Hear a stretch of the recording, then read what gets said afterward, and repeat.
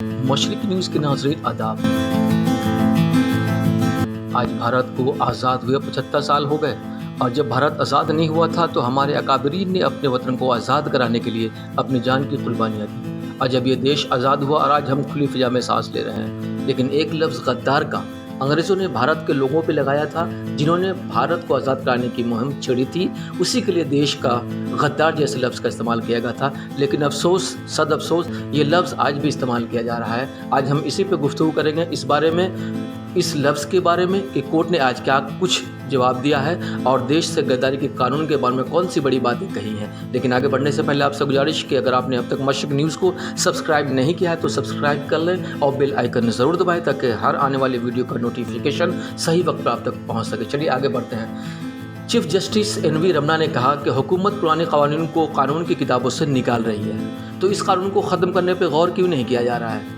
मुल्क से गद्दारी की ताज़ीरात हिंद की दफ़ा 124(a) को चैलेंज करने वाली ताज़ा अर्ज़ी पर समाअत के दौरान जुमरात के रोज़ सुप्रीम कोर्ट ने मरकज़ी हुकूमत से अहम सवाल किया।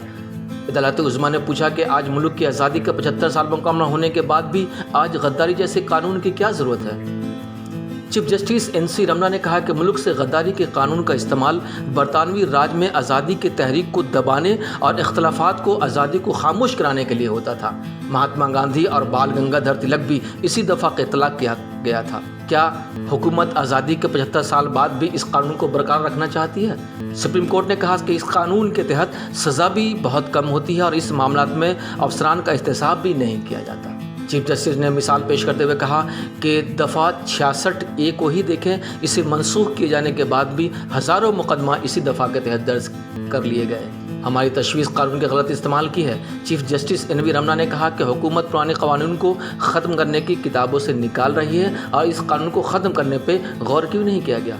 सुप्रीम कोर्ट ने मज़ीद कहा कि वो गद्दारी के इस कानून को मौजूनियत का जायज़ा लेगा। मामला में मरकज़ी हुकूमत को नोटिस दिया गया है और दीगर अर्जियों के साथ ही इस अर्जी पर भी समाअत की जाएगी। सुप्रीम कोर्ट ने कहा कि गद्दारी का कानून इदारों के कामकाज के लिए एक संगीन ख़तरा है। ख्याल रहे कि गद्दारी के कानून की आइनी हैसियत को चैलेंज करते हुए साबिक़ फ़ौजी अफसर ने अर्जी दाखिल की है और सुप्रीम कोर्ट पर इस पर समाअत के लिए तैयार है। अर्जी पर दावा किया गया है कि यह कानून इज़हार राय की आज़ादी पर खौफनाक असर डालता है और बुनियादी हक़ पर गैर ज़रूरी कदगन लगाता है। अब तक के लिए इतना ही, फिर एक नई अपडेट के साथ आपकी खिदमत में हाजिर होंगे।